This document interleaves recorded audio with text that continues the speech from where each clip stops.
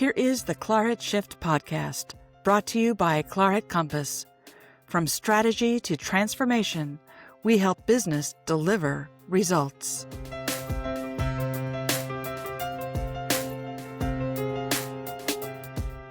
When growth outpaces operational readiness, cracks start to show. Teams expand, demand increases. But behind the scenes, systems are strained, processes are manual, and the foundation isn't built to scale. Leaders often underestimate the complexity of delivering consistently at a higher volume, especially when fulfillment, onboarding, or support were never truly designed for scale. The result? Delivery failures, team burnout, and lost customer trust, just when the business needs it most. All right, and we'll be talking about navigating the complexities of scale with Kristin Toth. Kristin is the founder and CEO of Ulu Partners, where she helps startup CEOs scale their businesses into thriving companies. She brings deep experience as a founder, executive, and board member at high-growth ventures like Furnish, Dolly, Zulily, and Codefellows. And she spent nearly a decade in leadership at Amazon.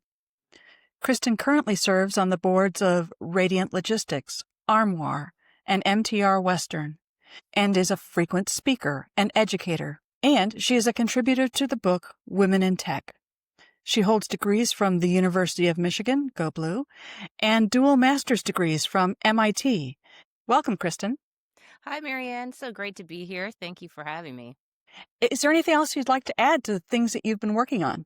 It's been really great connecting with founders all over the world and other people who are leading through growth and change and need a lot of help through that process. One example is that I spent a few days at the University of Oregon in Eugene this last summer with a really special residency program for founders who are early in their careers, but top notch, really doing things that are going to change the world, and just being able to sit and talk with them early in their journeys. Some of them have already exited companies, and this is their second or third venture, even though most of them were in their early 20s. And it was just so inspiring to sit down and hear how they're thinking about their business, and then to talk to them about people leadership and how you're going to scale once you start bringing on more people to your team.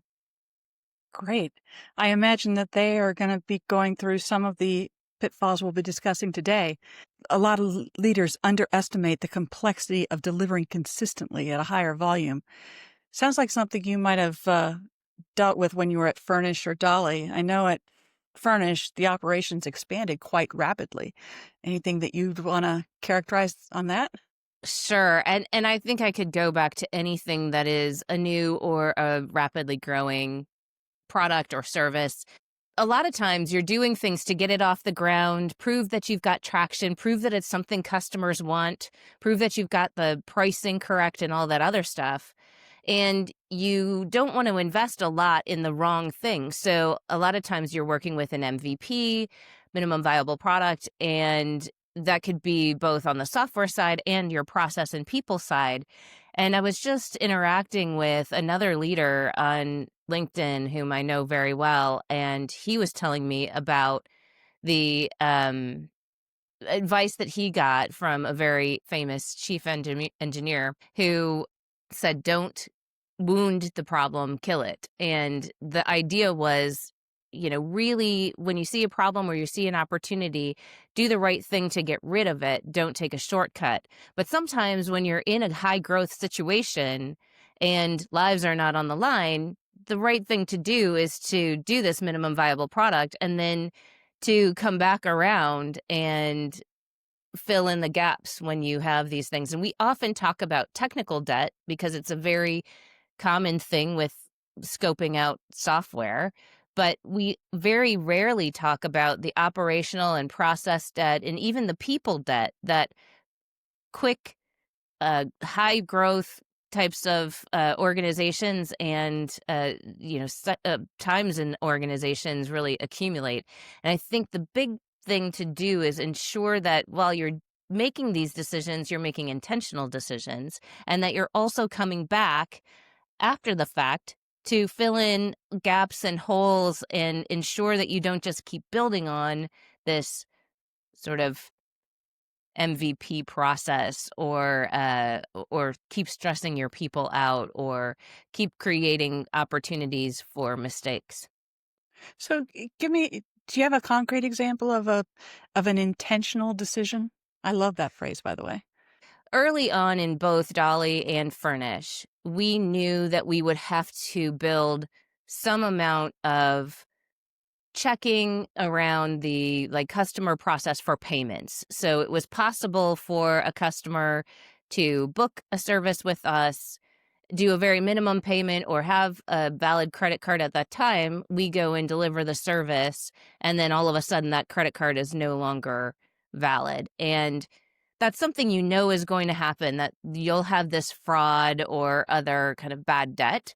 But we were like, look, we will deal with that when we get to it. Right now, it's, not a big problem, et cetera, et cetera. And at Furnish, when we got into COVID in 2020, we saw the incident rate of that go up, and people weren't paying their monthly payments for the rental of their furniture. And it was a big drag on our bottom line. And so all of a sudden, it was like, oh, well, now is the time. We knew we were going to have to deal with this someday, and someday has come around.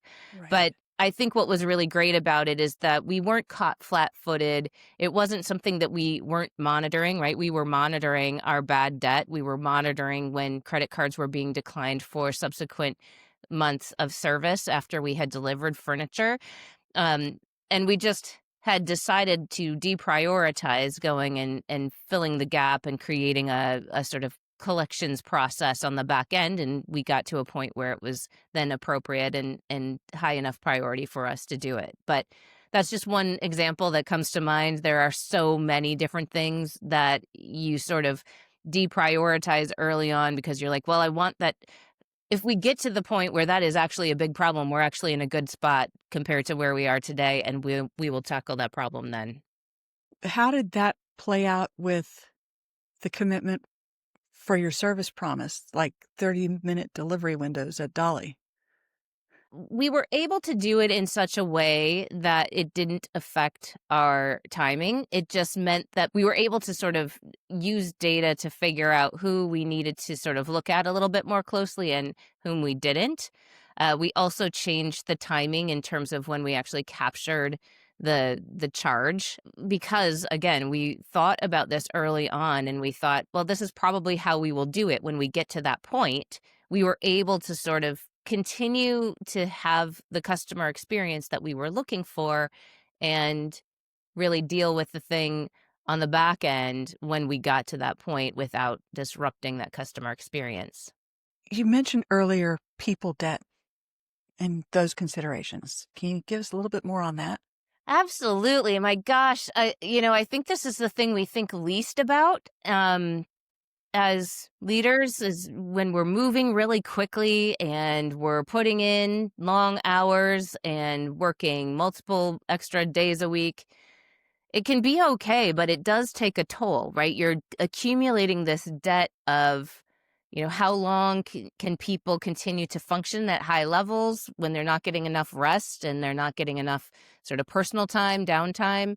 And I think that hours is really that one that you see all the time. But there's also just the cultural things where sometimes you might have a sort of exceptional situation where it's like, this is not how we want to do regular business, but right now it's all hands on deck. We are doing some things that we would rather not do. But I think it's very important in that time, again, to name it, be very intentional about it, and ensure that you are sort of coming around after that period has passed and you're adjusting, as opposed to sort of just leaning into and not course correcting when you get out of the situation that has sort of put you into a debt accumulation, so to speak. Yeah, I've been in companies that are scaling and trying to do more with more with the same, but not necessarily more with less, but more with the same, and not wanting to add the increment, and or you do add the increment, but you've got teams that are saying, yeah, let me just do it. It'll be quicker than trying to teach somebody. And yeah, Absolutely. in that one instance, that might be the case, but in the long run, you're just killing yourself. It's Yeah. just, Yeah. It's so common. And when you already are sort of operating at 120% of capacity, you don't have the time to go and write a thoughtful job description and recruit the right people to go into a recruiting funnel and do the interviews. But it's really on you as a leader to figure out how to, as quickly as possible, free up that time either through delegation or prioritization, and get those things in place that are going to have much more strong long-term benefits, than what is sort of right in front of you. And I think that's the toughest thing as a leader, is to recognize there isn't really a comfort zone, right? You sort of are always a little bit uncomfortable because you should be thinking about what's next and how do I change, because you don't want to settle into too many patterns and miss the opportunity or miss the thing that's going on behind the scenes that needs to be updated or changed. right.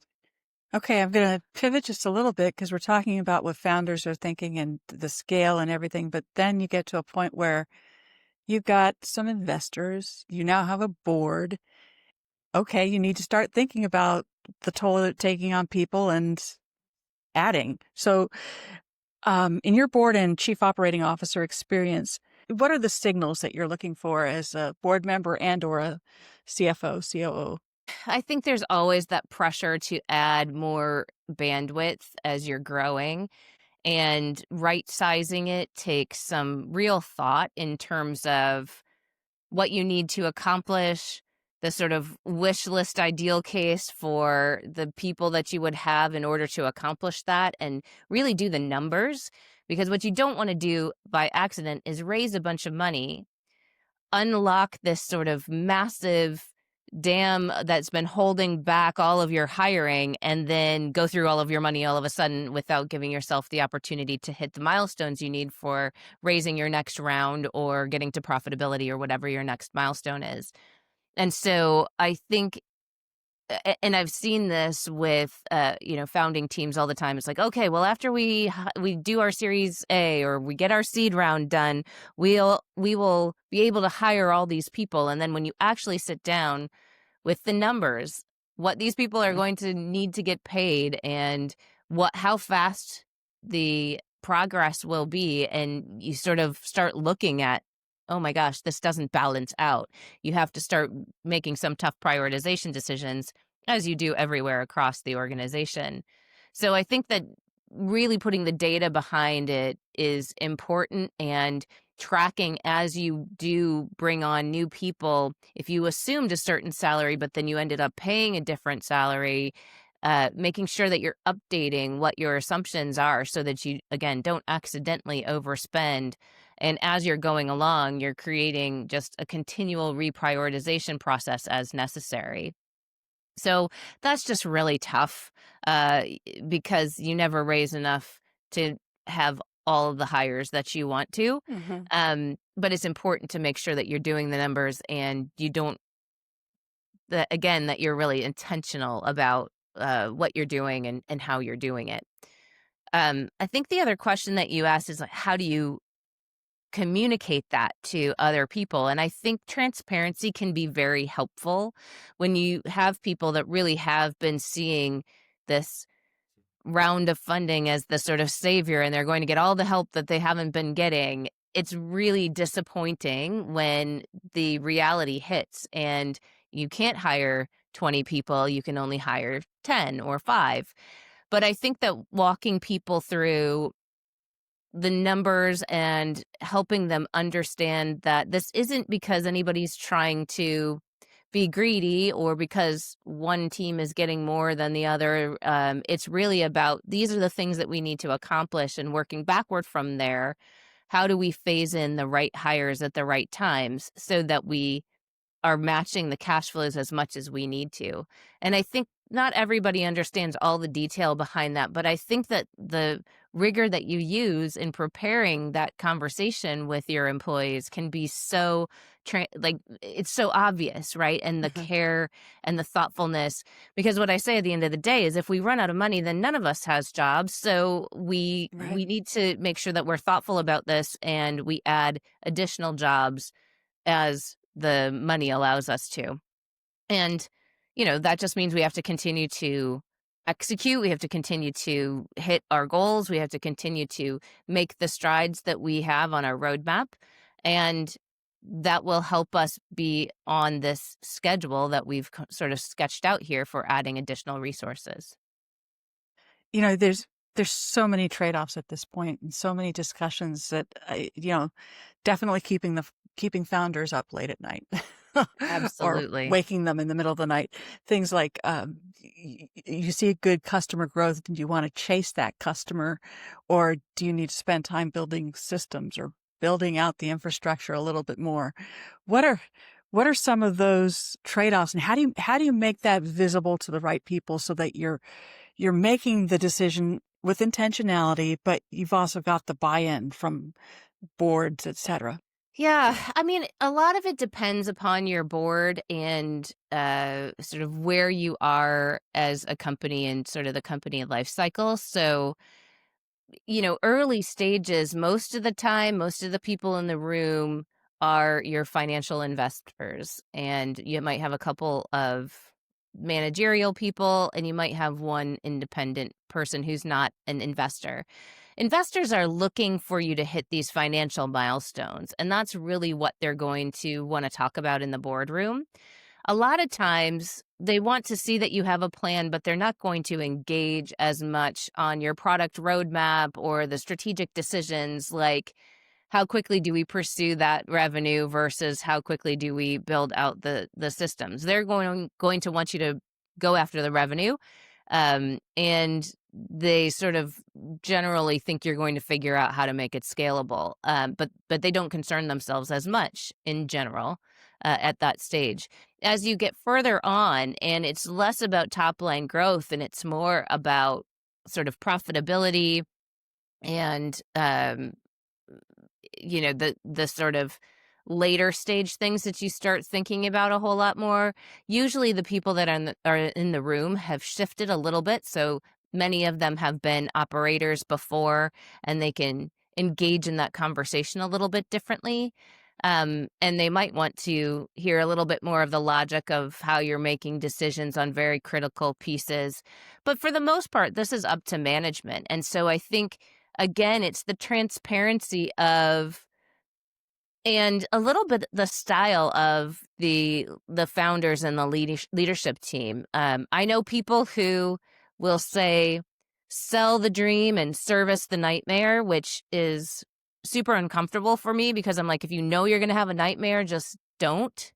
But there are founders where that is the style to go as hard as you possibly can for traction and top line growth in those early stages with a sort of, hey, we recognize that that's going to take a lot of elbow grease and it's not going to be pretty getting through it to service that.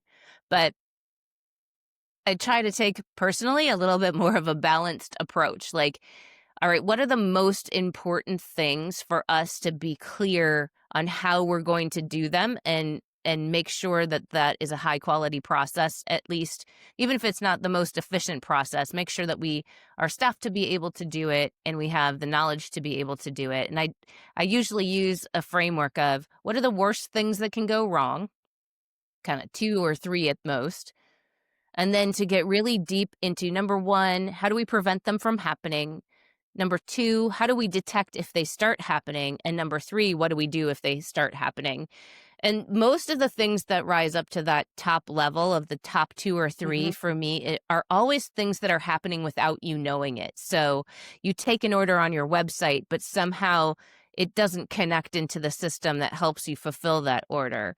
Or customers are sending you messages that you're not getting.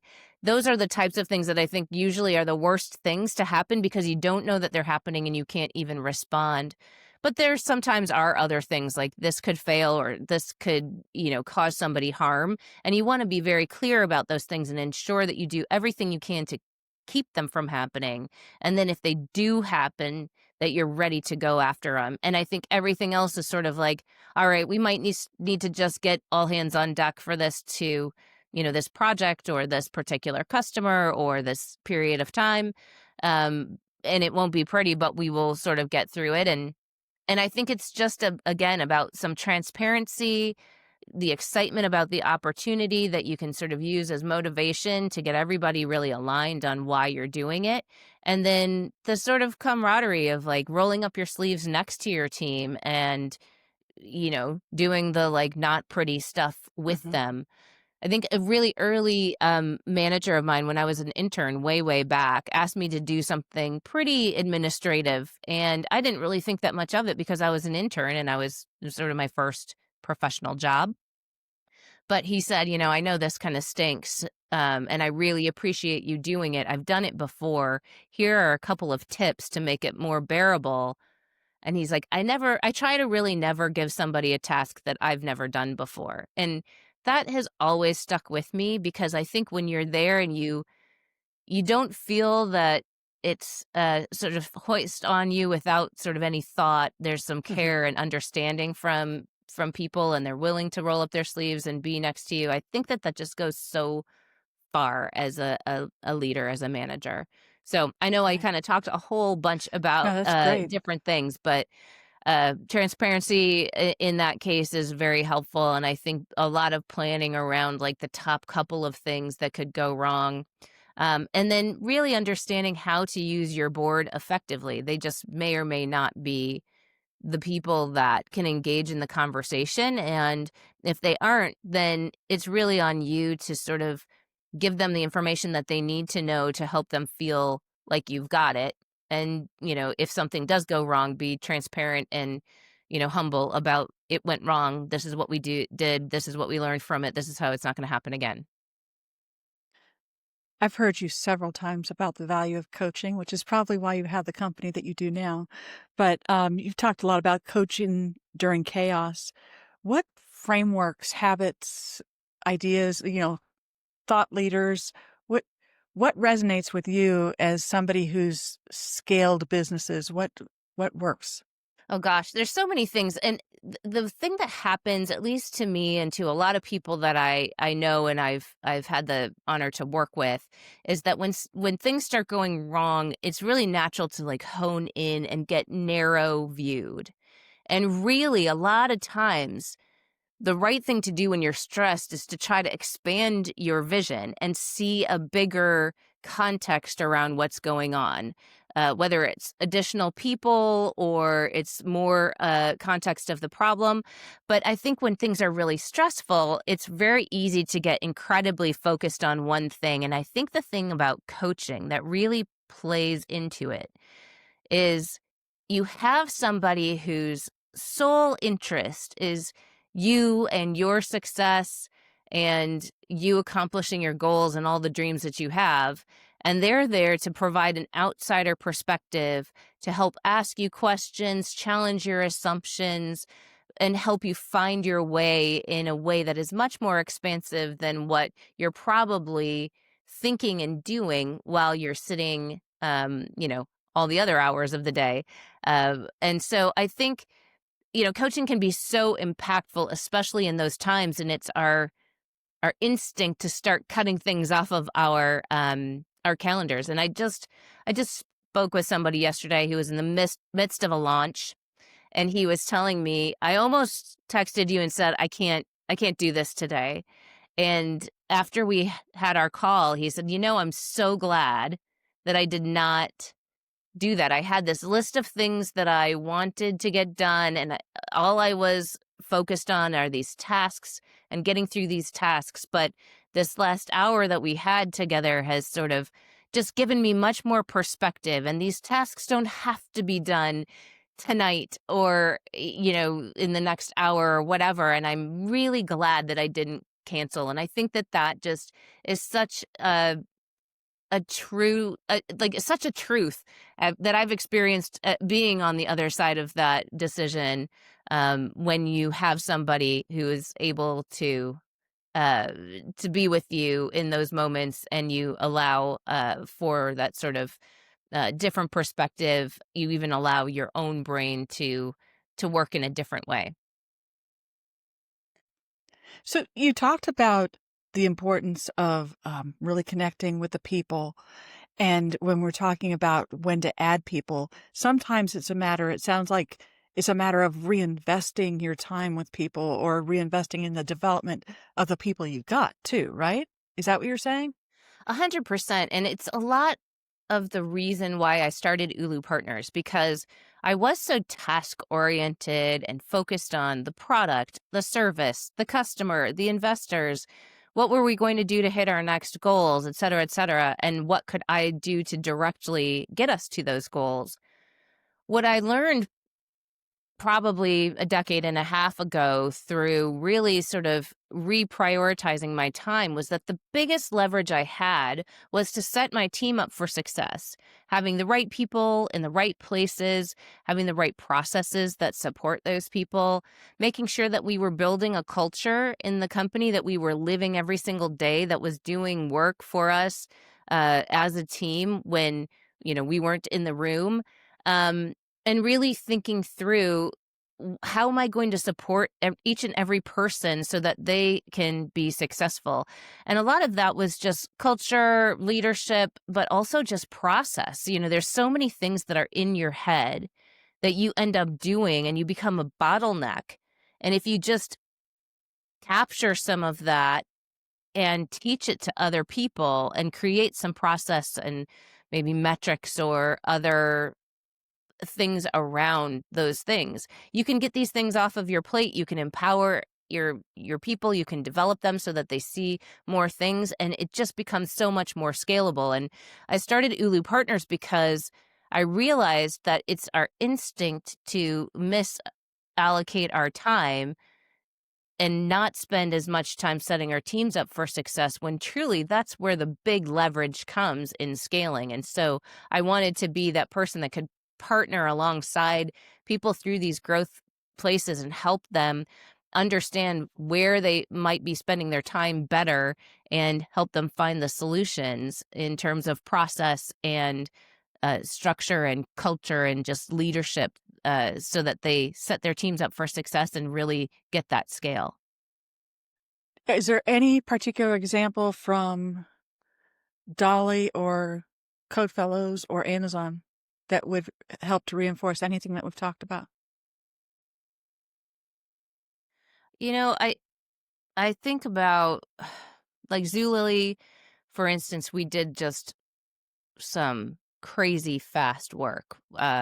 We were growing so quickly, the operational pieces of the company weren't necessarily keeping up, and we decided that we were going to have to add capacity, and that our current kind of fulfillment partner was not going to be able to support the business where it was going, and it was going to disappoint customers. And obviously that was going to be an incredibly bad thing as an early company that we were working so hard to build trust with our customers.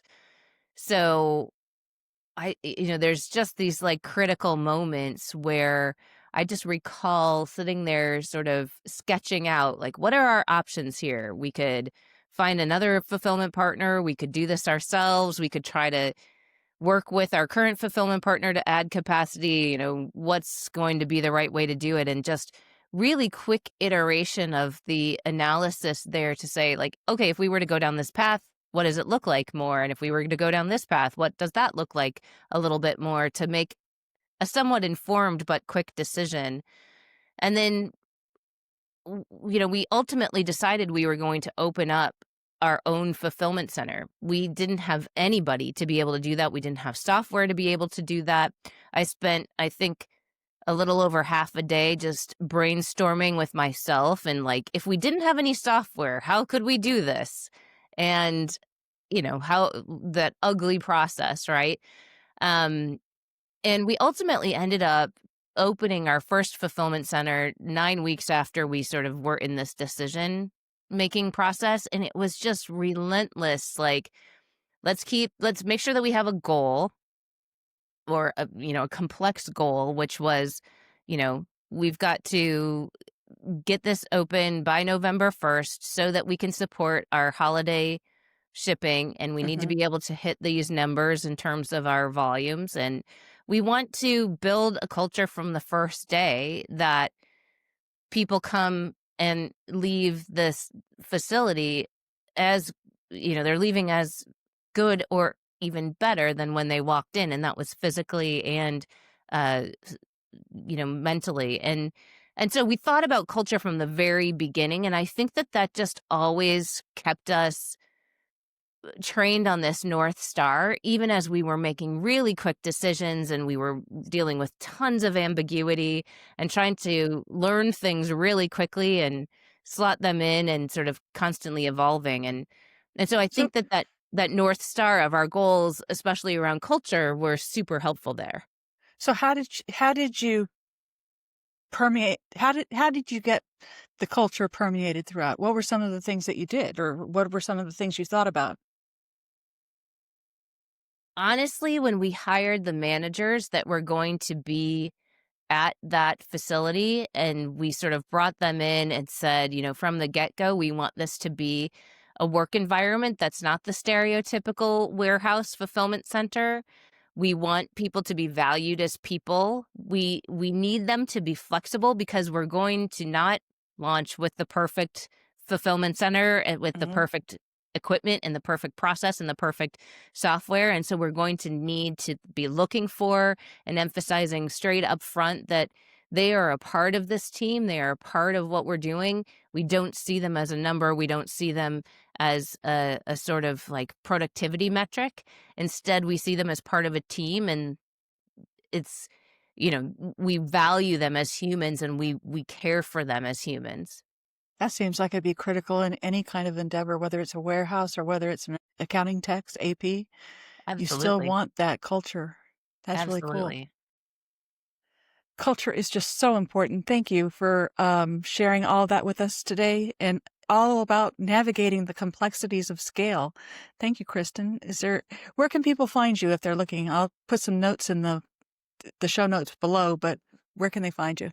Fantastic. Well, I just want to say quickly, thank you for having me. It's been really fun to chat about all of this. This is what gives me a ton of energy, and I've done things maybe the suboptimal way before, but finding those things that actually work, and having the positive examples, except for, that instead of just the examples of what not to do, has been sort of my career journey and goal. So I really appreciate you giving me the time.